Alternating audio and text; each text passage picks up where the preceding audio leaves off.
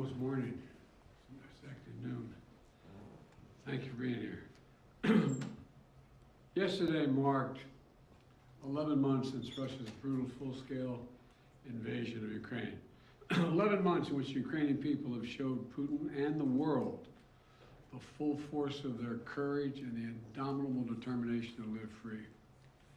And through every single step of this horrific war, the American people have been strong and unwavering in their support, and Democrats and Republicans in Congress have stood together. The United States has worked in lockstep with our allies and partners around the world to make sure the Ukrainian people are in the strongest possible position to defend their nation, their families, and against the truly brutal aggression of Russia. I haven't seen the likes of this in a long time. The United States and Europe are fully united.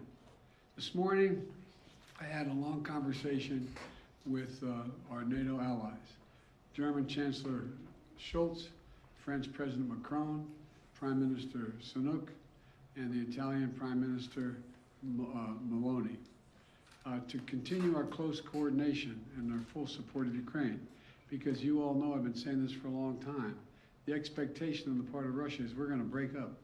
We're not going to stay united, but we are fully, thoroughly, totally united. With spring approaching, Ukrainian forces are working to defend the territory they hold and preparing for additional counteroffensives. To liberate their land, they need to be able to counter Russia's evolving tactics and strategy on the battlefield in the very near term. They need to improve their ability to maneuver in open terrain, and they need an enduring capability to deter and defend against Russian aggression over the long term. The Secretary of State and the Secretary of the military behind me they've been deeply involved in this whole effort. Armored capability, as General Austin will tell you,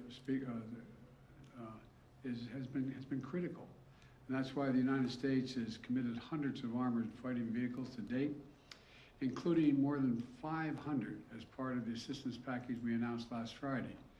And today I'm announcing that the United States will be sending 31 Abrams tanks to Ukraine, the equivalent of 1 Ukrainian battalion. Secretary Austin has recommended this step because it will enhance the Ukraine's capacity to defend its territory and achieve its strategic objectives. The Abrams tanks are the most capable tanks in the world. They're also extremely complex to operate and maintain. So we're also giving Ukraine the parts and equipment necessary to effectively sustain these tanks on the battlefield. And we'll begin to train the Ukrainian troops on these issues of sustainment, logistics, and maintenance as soon as possible. Delivering these tanks to the field is going to take time. Time that we'll use to make sure the Ukrainians are fully prepared to integrate the Abrams tanks into their defenses. We're also closely coordinated this announcement with our allies. The American contribution will be joined by an additional announcement, including that will be readily available and more easily integrated for use in the battlefield in the coming weeks and months from other countries. I'm grateful to Chancellor Scholz for providing German Leopard 2 tanks and will lead an effort to organize a European contribution of 2 tank battalions for Ukraine.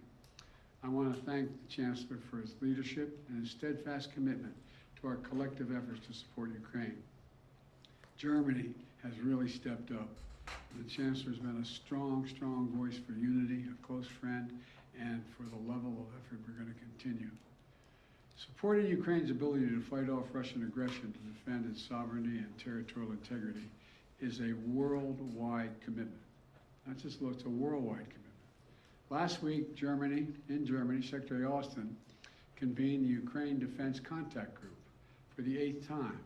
This group is made up of some 50 nations, each making significant contributions of their own to Ukraine's integrity. Each fully committed to making Ukraine remain strong and independent and able to defend itself against Russian threats and violence. I want to thank every member of that coalition for continuing to step up. The UK, the United Kingdom, recently announced that it's donating Challenger 2 tanks to Ukraine. France is contributing AMX-10s, armored fighting vehicles. In addition to the Leopard tanks, that Germany, like the United States, is also Germany is also sending a Patriot missile battery. The Netherlands is donating a Patriot missile and launchers. France, Canada, the UK, Slovakia, Norway, and others have all donated critical air defense systems to help secure Ukrainian skies and save the lives of innocent civilians who are literally the target of Russia's aggression. Poland is sending armored vehicles. Sweden is donating infantry fighting vehicles. Italy is giving artillery. Denmark and Estonia are sending howitzers. Latvia is providing more Stinger missiles. Lithuania is providing anti-aircraft guns. And Finland recently announced its largest package of security assistance to date. You may remember I was asked a while ago what I think was going to happen. And I said, I let Putin know. He thought that he's going to end up with the Finlandization of Europe. Well, he's got the NATOization of Finland. He's gotten something that he never intended. Together with our allies and partners, we've sent more than 3,000 armored vehicles, more than 8,000 artillery systems, more than 2 million rounds of artillery ammunition, and more than 50 advanced multi-launch rocket systems, anti-ship and air defense systems, all to help counter Ukraine's brutal aggression that's happening because of Russia. And look, today's announcement builds on the hard work and commitment from countries around the world, led by the United States of America, to help Ukraine defend its sovereignty and its territorial integrity. That's what this is about, helping Ukraine defend and protect Ukrainian land. It is not an offensive threat to Russia. There is no offensive threat to Russia. If Russian troops return to Russia, they'll be there where they belong. This war would be over today. That's what we all want, an end to this war in just and lasting terms. You know, our teams do not permit one nation. We're not going to allow one nation to steal a neighbor's territory by force.